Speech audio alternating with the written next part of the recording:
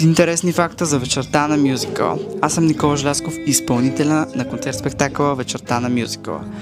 Първото интересно нещо е, че всичко е наживо при нас. Музиката, певците, нямаме никакви подложки. Единствено имаме на Singing in the Rain звук на дъжд, за да може хората още повече да влязат в атмосферата на мюзикъла.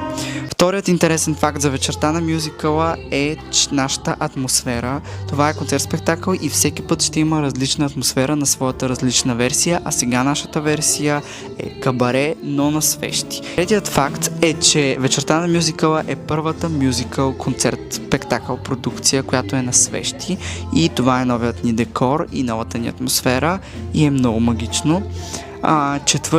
Четвъртият факт за вечерта на мюзикъла е, че изпълняваме някои песни за първи път в България. Това са My Green Light от Великият Гетсби и Get Happy, едни от най-прекрасните мюзикъл песни. За жалост до сега не са изпълнявани в България, но вечерта на мюзикъла е първата продукция. Третият факт е, че има песни във вечерта на мюзикъла, за които сме измислили специално хореография и ще може да ни видите на живо.